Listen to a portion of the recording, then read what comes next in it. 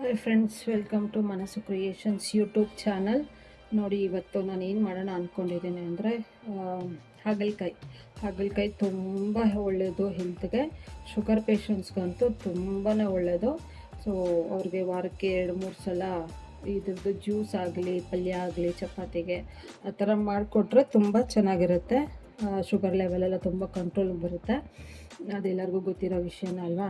So ಇದರಿಂದ dry fry ಹೇಗೆ ಮಾಡೋದು ಅಂತ ನಾನು ಹೇಳ್ಕೊಡ್ತೀನಿ. ಸೊ ಡ್ರೈ ಆಗಿ ಪಲ್ಯ ಹೇಗೆ ಮಾಡೋದು ಚಪಾತಿಗೆ ಅಂತ ಹೇಳ್ಕೊಡ್ತೀನಿ. ಇದನ್ನು ಯಾವ ಥರ ಮಾಡಬೇಕು ಅಂದರೆ, ರಸ ಎಲ್ಲ ಹಿಂಡಬಾರ್ದು. ಹಿಂಡಿದ್ರೆ ಅದರಲ್ಲಿರೋಂಥ ಕಹಿಯೆಲ್ಲ ಅಂಶ ಎಲ್ಲ ಹೋಗ್ಬಿಟ್ರೆ ಏನು ಯೂಸ್ ಇರೋಲ್ಲ ತಿಂದು. ಸೊ ನಾನು ಅದೆಲ್ಲ ಏನು ಹೋಗ್ದೇನೆ ರಸ ಹೇಗೆ ಅದನ್ನು ಪಲ್ಯ ಮಾಡೋದು ಅಂತ ನಾನು ಹೇಳ್ಕೊಡ್ತೀನಿ. ಮೊದಲಿಗೆ ಈ ಥರದ್ದು ಎಳೆಯಾಗಿದ್ದರೆ ತುಂಬ ಚೆನ್ನಾಗಿರುತ್ತೆ. ಈ ಥರ ರೌಂಡಾಗಿ ಕಟ್ ಮಾಡ್ಕೊಳ್ಳಿ. ರೌಂಡ್ ಶೇಪಲ್ಲಿ ಕಟ್ ಮಾಡಿಕೊಂಡು, ತುಂಬ ದಪ್ಪ ಕಟ್ ಮಾಡ್ಕೊಬೇಡಿ, ಮೀಡಿಯಮ್ ಸೈಜ್ಗೆ ಈ ಥರ ರೌಂಡಾಗಿ ಕಟ್ ಮಾಡ್ಕೊಳ್ಳಿ. ಈ ಥರ ಕಟ್ ಮಾಡಿಕೊಂಡು ಇದ್ರೊಳಗೆ ಏನಿದೆ ಅಲ್ವಾ ಬೀಜ, ಅದನ್ನೆಲ್ಲ ಈ ಥರ ತೆಗೆದು ರೆಡಿ ಮಾಡಿ ಇಟ್ಕೊಳ್ಳಿ. ಬೇಕಾದರೆ ಇದು ರೌಂಡ್ ಶೇಪಲ್ಲಾದರೂ ಇಟ್ಕೊಳ್ಳಿ, ಇಲ್ಲಾಂದರೆ ನೋಡಿ ಈ ಥರ ಆದರೂ ಕಟ್ ಮಾಡಿಕೊಂಡು ಹೀಗೆ 2 ಪೀಸ್ ಆದರೂ ಮಾಡಿ ಇಟ್ಕೊಳ್ಳಿ. ಹೀಗಾದರೂ ಮಾಡ್ಕೊಳ್ಳಿ, ಇಲ್ಲ ರೌಂಡ್ ಶೇಪಲ್ಲಿ ಬೇಕು ಅಂದರೆ ಹಾಗೇ ಇಟ್ಕೊಳ್ಳಿ. ಬಟ್ ಇದ್ರೊಳಗೆ ಇದೆ ಅಲ್ಲ, ಅದು ಬೀಜ ಎಲ್ಲ ತೆಗೆದುಬಿಡ್ಬೇಕು. ಮತ್ತು ಕ್ಲೀನಾಗಿ ವಾಶ್ ಮಾಡಿಬಿಟ್ಟು ನೀರಲ್ಲಿ ಆಮೇಲೆ ಕುದಿಯೋಕೆ ಇಡೋಣ. ಅರಿಶಿನ ಹಾಕ್ಬಿಟ್ಟು ಸ್ವಲ್ಪ ಉಪ್ಪು ಹಾಕಿ ಚೆನ್ನಾಗಿ ಬೇಯಿಸ್ಕೊಳ್ಳೋಣ. ಅದು ತುಂಬ ಬೇಯಿಸೋದೇನು ಬೇಡ, ಮುಕ್ಕಾಲು ಬೇಯಿಸಿದ್ರೆ ಸಾಕಾಗುತ್ತೆ. ನೋಡಿ ಈ ಥರ ಎಲ್ಲ ರೆಡಿ ಮಾಡಿ ಇಟ್ಕೊಳ್ಳಿ. ಫಸ್ಟ್ಗೆ ಇದರೊಳಗಿರೋ ಬೀಜ ಎಲ್ಲ ತೆಗಿಬೇಕು. ಹೆಲ್ತಿಗೆ ತುಂಬ ಒಳ್ಳೆಯದು ಇದು. ಮಾಡಿಕೊಂಡು ತಿನ್ನಿ, ಚಪಾತಿಗೆ ತುಂಬ ಟೇಸ್ಟಿಯಾಗಿರುತ್ತೆ.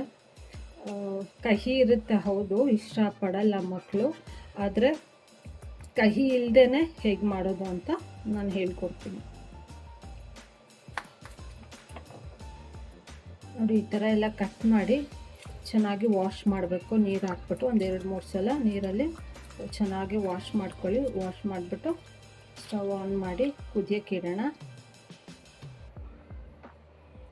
ನೋಡಿ ಈಗ ಚೆನ್ನಾಗಿ ವಾಶ್ ಮಾಡಿ ಕಾಯಿ ಮುಳುಗೋಷ್ಟು ನೀರು ಹಾಕಿದ್ರೆ ಸಾಕು, ತುಂಬ ಹಾಕೋದು ಬೇಡ. ಸೊ ಇದು ಬೇಯೋವಾಗಲೇ ಒಂದು ಸ್ವಲ್ಪ ಭಾಗ ಕಹಿ ಹೋಗಿರುತ್ತೆ. ಸೊ ತುಂಬ ಎಲ್ಲನೂ ಕಹಿ ಹೋಗ್ಬಿಟ್ರೆ ತಿಂದರೂ ಏನು ಯೂಸ್ ಇರಲ್ಲ. ಸೊ ಬೇಯಿಸೋವಾಗ ಒಂದು ಅರ್ಧ ಭಾಗ ಹೋಗಿರುತ್ತೆ. ಮತ್ತು ಏನು ಅದನ್ನು ಹಿಂಡೋದೆಲ್ಲ ಏನೋ ಬೇಡ. ತುಂಬ ಕಹಿ ತಿನ್ನಲ್ಲ ಅಂತಂದರೆ ಬೆಲ್ಲ ಯೂಸ್ ಮಾಡ್ಕೋಬೋದು ಒಗ್ಗರಣೆ ಮಾಡೋವಾಗ. ಸೊ ನಾನು ಬೆಲ್ಲ ಹಾಕಲ್ಲ, ಸ್ಕಿಪ್ ಮಾಡ್ತೀನಿ. ಬೇಕು ಅನ್ನೋರು ಬೆಲ್ಲ ಹಾಕ್ಕೊಳ್ಳಿ. ಸೊ ಒಂದು ಹಾಫ್ ಭಾಗ ಆದ್ರೂ ಕಹಿ ಇದ್ದರೆ ಹೆಲ್ತಿಗೆ ತುಂಬ ಒಳ್ಳೆಯದು. ಸೊ ಈ ಟೈಮಲ್ಲಿ ಏನು ಮಾಡೋಣ ಅಂದರೆ, ಕುದಿಯೋಕ್ಕಿಂತ ಮುಂಚೆ ಸ್ವಲ್ಪ ಉಪ್ಪು ಹಾಕ್ಬಿಡೋಣ.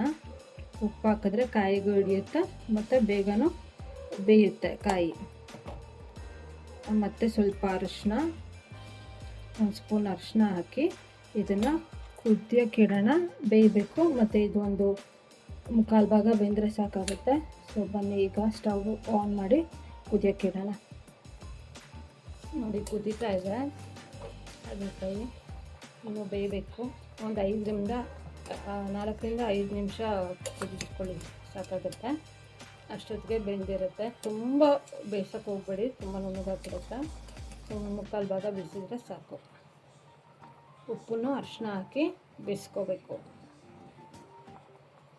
ಇದು ಹಾಕ್ತಾ ಇರಲಿ, ಒಗ್ಗರಣೆಗೆ ರೆಡಿ ಮಾಡ್ಕೊಳ್ಳೋಣ ಅಷ್ಟೊತ್ತಿಗೆ. ನೋಡಿ ಈಗ ಬೆಂದಿದೆ. ಇದು ಇಷ್ಟು ಬೆಂದರೆ ಸಾಕು. ನೋಡಿ ಕಟ್ಟಾಗುತ್ತೆ. ಈಗ ಒಗ್ಗರಣೆಗೆ ಏನೇನು ಹಾಕೋದು ಅಂತ ನೋಡೋಣ. ಇದು ಬೇಯಿಸಿ ರೆಡಿ ಮಾಡಿ ಇಟ್ಕೊಂಡಿದ್ದೀನಿ. ನೋಡಿ ಇಷ್ಟು ಅದಕ್ಕೆ ಬೆಂದರೆ ಸಾಕು. ನೀರೆಲ್ಲ ಹಿಂಡೋದೇನು ಬೇಡ. ಒಂದು ಸ್ವಲ್ಪ ನೀರಿನ ಅಂಶ ಇರಲಿ ಇದರಲ್ಲಿ. ತುಂಬ ಹಿಂಡ್ಬಿಟ್ರೆ ಕಹಿ ಅಂಶ ಎಲ್ಲ ಹೋಗ್ಬಿಡುತ್ತೆ, ಆಮೇಲೆ ತಿಂದರೂ ಏನು ಯೂಸ್ ಆಗೋಲ್ಲ. ಒಗ್ಗರಣೆಗೆ ಏನೇನು ಬೇಕು ಅಂತ ನೋಡೋಣ. ಒಂದು ಬಾಣಲೆಯಲ್ಲಿ ಎಣ್ಣೆ ಕಾಯೋಕೆ ಇಟ್ಟಿದ್ದೀನಿ. ಈರುಳ್ಳಿ ಈ ಥರ ಉದ್ದುದ್ದಕ್ಕೆ ಕಟ್ ಮಾಡಿ ಇಟ್ಕೊಳ್ಳಿ. ಎರಡು ದೊಡ್ಡದಿದ್ದರೆ 2 ಸಾಕಾಗುತ್ತೆ, ಚಿಕ್ಕದಿದ್ದರೆ 3 ಬೇಕು. ಈರುಳ್ಳಿ ಜಾಸ್ತಿ ಹಾಕಿದ್ರೆ ಒಗ್ಗರಣೆಗೆ ತುಂಬ ಚೆನ್ನಾಗಿರುತ್ತೆ. ಮತ್ತು ಕಡಲೆಬೇಳೆ, ಸಾಸಿವೆ, ಕರಿಬೇವು ಸೊಪ್ಪು ಮತ್ತು ಬೆಳ್ಳುಳ್ಳಿ ಜಜ್ಜಿ ಇಟ್ಕೋಬೇಕು. ಬೆಳ್ಳುಳ್ಳಿನೂ ಜಾಸ್ತಿ ಹಾಕಿದ್ರೆ ಫ್ಲೇವರ್ ಚೆನ್ನಾಗಿರುತ್ತೆ, ಆರೋಗ್ಯಕ್ಕೂ ತುಂಬ ಒಳ್ಳೆಯದು. ಮತ್ತು ಕೊತ್ತಂಬರಿ ಸೊಪ್ಪು, ಒಣಮೆಣ್ಸಿನ್ಕಾಯಿ. ಚಿಲ್ಲಿ ಪೌಡರ್ ಹಾಕಬಾರ್ದು ಇದಕ್ಕೆ. ಚಿಲ್ಲಿ ಈ ಥರ ರೆಡ್ ಚಿಲ್ಲಿ ಹಾಕ್ಕೋಬೇಕು. ಮತ್ತು ಧನಿಯಾ ಪೌಡರು ಇಷ್ಟು ರೆಡಿ ಮಾಡಿ ಇಟ್ಕೊಳ್ಳಿ ಒಗ್ಗರಣೆಗೆ. ಮತ್ತು ಎಣ್ಣೆ ಕಾಯಕ್ಕೆ ಇಟ್ಟಿದ್ದೀನಿ. ಈಗ ಒಗ್ಗರಣೆ ಮಾಡೋಣ ಬನ್ನಿ. ನೋಡಿ, ಈಗ ಎಣ್ಣೆ ಕಾದಿದೆ. ಫಸ್ಟ್ ಸಾಸಿವೆ ಹಾಕ್ಕೊಳ್ಳೋಣ.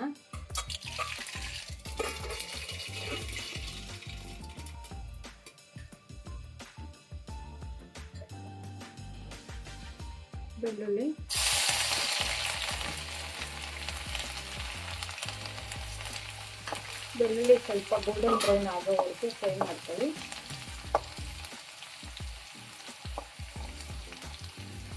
ಜಜ್ಜಿ ಹಾಕಿ ಫ್ರೆಂಡ್ಸ್ ಬೆಳ್ಳುಳ್ಳಿನ, ಅದು ಅವಾಗ ಫ್ಲೇವರ್ ಎಲ್ಲ ಬಿಟ್ಕೊಳ್ಳುತ್ತೆ. ಎಣ್ಣೆಯಲ್ಲಿ ಫ್ರೈ ಮಾಡುವಾಗ ಫ್ಲೇವರ್ ಬಿಟ್ಕೊಳ್ಳುತ್ತೆ. ತುಂಬ ಒಳ್ಳೆಯದು ಹೆಲ್ತ್ಗೆ.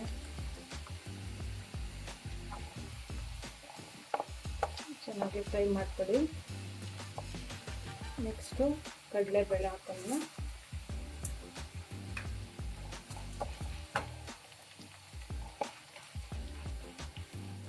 ಆದಷ್ಟು ಲೋ ಫ್ಲೇಮಲ್ಲೇ ಇದನ್ನೆಲ್ಲ ಫ್ರೈ ಮಾಡ್ಕೊಳ್ಳಿ. ಇಲ್ಲಾಂದರೆ ಸಿಗೋಗ್ಬಿಡು. ಏನೇ ಒಗ್ಗರಣೆ ಮಾಡಿದ್ರೂ ಆದಷ್ಟು ಮೀಡಿಯಮ್ ಫ್ಲೇಮು, ಇಲ್ಲಾಂದರೆ ಲೋ ಫ್ಲೇಮಲ್ಲಿ ಇಟ್ಕೊಳ್ಳಿ. ಹೈ ಫ್ಲೇಮಲ್ಲಿ ಇಟ್ಟರೆ ಸಿಗ್ಬಿಡುತ್ತೆ.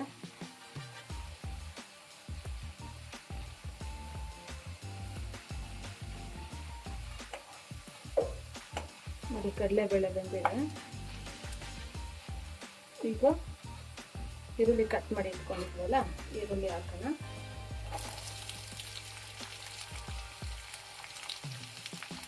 ಈರುಳ್ಳಿ ಒಂದು ಸ್ವಲ್ಪ ತುಂಬ ಬೇಯಿಸೋದು ಈರುಳ್ಳಿನ ಸ್ವಲ್ಪ ಫ್ರೈ ಮಾಡ್ಕೊಳ್ಳಿ, ಸಾಕಾಗುತ್ತೆ.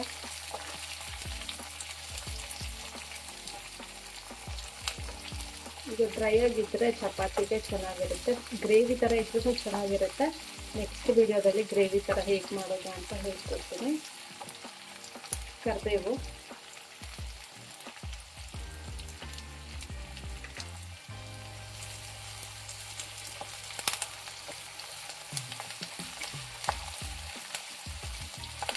ಮೊದಲೇ ಹಾಕಿದ್ರೆ ಸಿಗುತ್ತೆ ಫ್ರೆಂಡ್ಸ್. ಹಾಗಾಗಿ ನಾನು ಈ ಟೈಮಲ್ಲಿ ಹಾಕಿದ್ದೀನಿ. ಈರುಳ್ಳಿ ಹಾಕಿದ್ರೆ ಹಾಕಿದ್ದೀನಿ. ಈರುಳ್ಳಿನ ಚೆನ್ನಾಗಿ ಫ್ರೈ ಮಾಡ್ಕೊಳ್ಳಿ.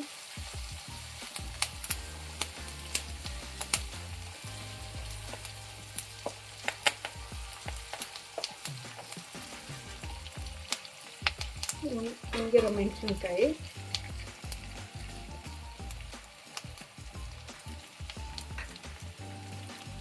ಸ್ವಲ್ಪ ಎಣ್ಣೆಲಿ ಫ್ರೈ ಮಾಡ್ಕೊಳ್ಳಿ. ಖಾರ ನೋಡ್ಕೊಂಡು ಹಾಕ್ಕೊಳ್ಳಿ, ನಿಮ್ಗೆ ಎಷ್ಟು ಬೇಕೋ ಅಷ್ಟು.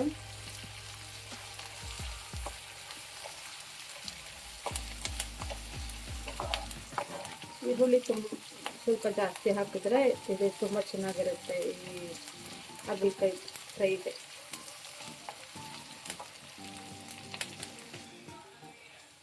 ನೋಡಿ, ಫ್ರೈ ಆಗಿದೆ. ಈಗ ಈರುಳ್ಳಿ ಸಾಕು, ತುಂಬ ಹೊತ್ತು ಬೇಯಿಸೋಕೆ ಹೋಗ್ಬೇಡಿ. ನೆಕ್ಸ್ಟ್ ಇವಾಗ ಇದೇನು ಬೇಯಿಸಿ ಇಟ್ಕೊಂಡಿದ್ವಲ್ಲ ಕಾಯಿನ ಮಿಕ್ಸ್ ಮಾಡ್ಕೊಳ್ಳೋಣ. ಮಿಕ್ಸ್ ಮಾಡಿಕೊಂಡು ಚೆನ್ನಾಗಿ ಒಂದ್ಸಲ ತಿರುಗಿಸ್ಕೊಳ್ಳಿ.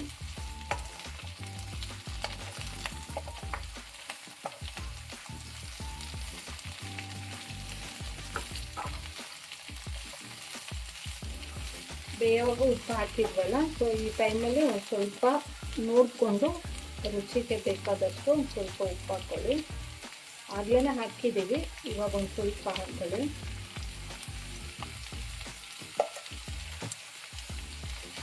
ಉಪ್ಪು ಹಾಕ್ಬಿಟ್ಟು ಇನ್ನೊಂದ್ಸಲ ಚೆನ್ನಾಗಿ ಮಿಕ್ಸ್ ಮಾಡಿ.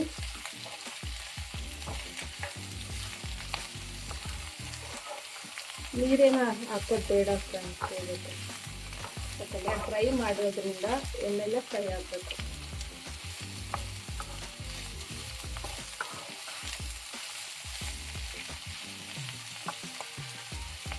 ನೋಡಿ, ಇಷ್ಟು ಬೆಂದಿದೆ. ಕಟ್ ಮಾಡಿದ್ರೆ ಅದು ಕೈಯಲ್ಲಿ ಕಟ್ ಆಗಬೇಕು, ಅಷ್ಟು ಬೆಂದರೆ ಸಾಕು.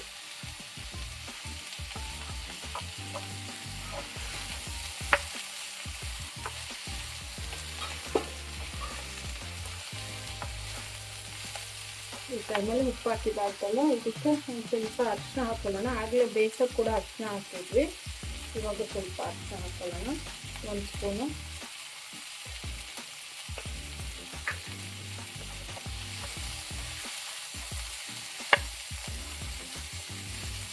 ಹಾಕಿದ್ಮೇಲೆ ಒಂದ್ಸಲ ಚೆನ್ನಾಗಿ ಮಿಕ್ಸ್ ಕೊಡಿ.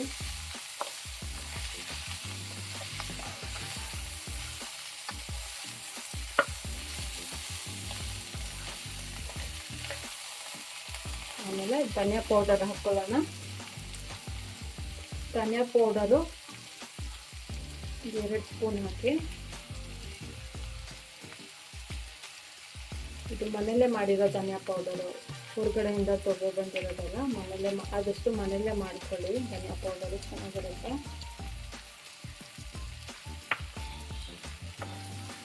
ಧನಿಯಾ ಪೌಡರ್ ಹಾಕಿದ್ಮೇಲೆ ಒಂದು ಒಳ್ಳೆ ಮಿಕ್ಸ್ ಕೊಡಿ. ಚೆನ್ನಾಗಿ ಮಿಕ್ಸ್ ಮಾಡಿ. ಇಲ್ಲ ಉಪ್ಪು ಖಾರ ಎಲ್ಲ ಕಾಯಿಗೆ ಚೆನ್ನಾಗಿ ಅಂಟ್ಬೇಕು.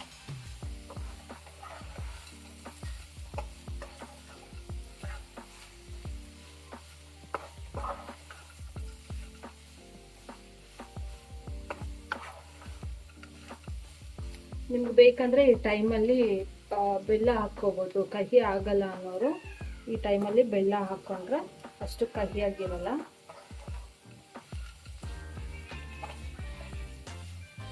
ಮಕ್ಕಳಿಗೆಲ್ಲ ತಿನ್ನಿಸೋ ಟೈಮಲ್ಲಿ ಕಹಿ ಬೇಡ ಅಂತಾರಲ್ವ, ಆ ಟೈಮಲ್ಲಿ ಬೇಕಾದರೆ ಈ ಥರ ಫ್ರೈ ಮಾಡುವಾಗ ಸ್ವಲ್ಪ ಬೆಲ್ಲ ಹಾಕ್ಕೊಳ್ಳಿ.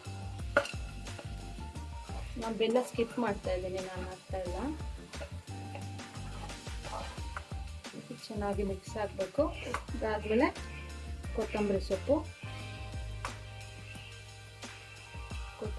ಹಾಕ್ಕೊಂಡು ಚೆನ್ನಾಗಿ ಇನ್ನೊಂದ್ಸಲ ಮಿಕ್ಸ್ ಮಾಡಿ.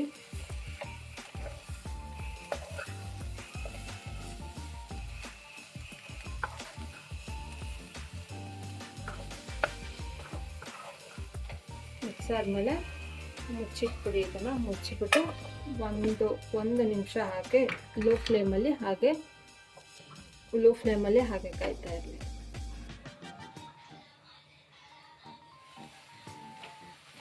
ಈ ಥರ ನಿಮಗೆ ತುಂಬ ಡ್ರೈ ಆಯಿತು ಅಂತ ಅನಿಸಿದ್ರೆ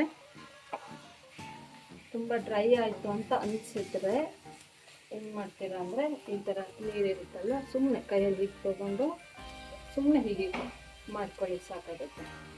ಜಾಸ್ತಿ ಹಾಕೋಕ್ಕೆ ಹೋಗ್ಬೇಡಿ, ಸುಮ್ಮನೆ ಹೀಗೆ ಮಾಡಿಕೊಂಡು ಒಂದ್ಸಲ ಫ್ರೈ ಮಾಡ್ಕೊಳ್ಳಿ.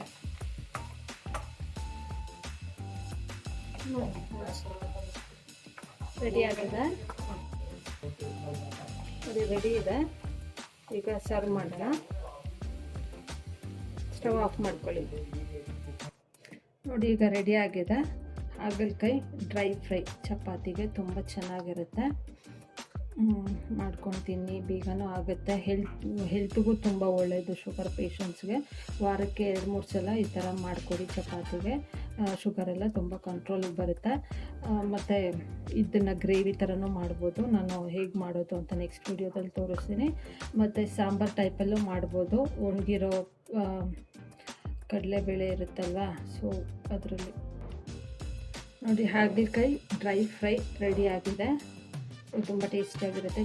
ಚಪಾತಿಗೆ ತುಂಬ ಚೆನ್ನಾಗಿರುತ್ತೆ. ವಾರಕ್ಕೆ 2-3 ಸಲ ಮಾಡ್ಕೊತೀನಿ. ಶುಗರ್ ಪೇಷಂಟ್ಸ್ಗೆಲ್ಲ ಶುಗರ್ ತುಂಬ ಕಂಟ್ರೋಲಲ್ಲಿ ಬರುತ್ತೆ. ತುಂಬ ಒಳ್ಳೆಯದು ಹೆಲ್ತ್ಗೆ. ಮತ್ತು ಇದರಲ್ಲೇ ಗ್ರೇವಿ ಟೈಪಲ್ಲಿ ಕೂಡ ಮಾಡ್ಬೋದು. ನಾನು ನೆಕ್ಸ್ಟ್ ವೀಡಿಯೋದಲ್ಲಿ ಮಾಡಿ ತೋರಿಸ್ತೀನಿ. ಅದನ್ನು ಸಾಂಬಾರು ಕೂಡ ಮಾಡ್ಬೋದು. ಹಾಗಲಕಾಯಿ ಸಾರು ಮಾಡ್ಬೋದು. ಅದರಲ್ಲಿ ಒಣಗಿರೋ ಅವರೆಕಾಳು ಇರುತ್ತಲ್ವ, ಸೊ ಅದನ್ನು ಮತ್ತು ಹಾಗಲಕಾಯಿ ಮಿಕ್ಸ್ ಮಾಡಿ ಮಾಡೋವಂಥದ್ದು ಸಾರು ಮುದ್ದೆಗೆ ತುಂಬ ರುಚಿಯಾಗಿರುತ್ತೆ. ನಾನು ಅದನ್ನು ಹೇಗೆ ಮಾಡೋದು ಅಂತ ಹೇಳ್ಕೊಡ್ತೀನಿ. ನಿಮಗೆ ಯಾವ ಥರ ಬೇಕು ಅಂತ ಕಾಮೆಂಟ್ ಬಾಕ್ಸಲ್ಲಿ ಹಾಕಿ, ನಾನು ಅದೇ ಥರ ಮಾಡಿ ತೋರಿಸ್ತೀನಿ ನಿಮಗೆ ವೀಡಿಯೋದಲ್ಲಿ. ಇಷ್ಟ ಆದರೆ ಲೈಕ್ ಮಾಡಿ, ಶೇರ್ ಮಾಡಿ, ಸಬ್ಸ್ಕ್ರೈಬ್ ಮಾಡ್ಕೊಳ್ಳಿ. ಒಂದ್ಸಲ ಮಾಡಿ ತಿಂದು ಹೇಗಿತ್ತು ಅಂತ ಕಾಮೆಂಟ್ ಮೂಲಕ ನನಗೆ ತಿಳಿಸಿ. Thank you for watching friends.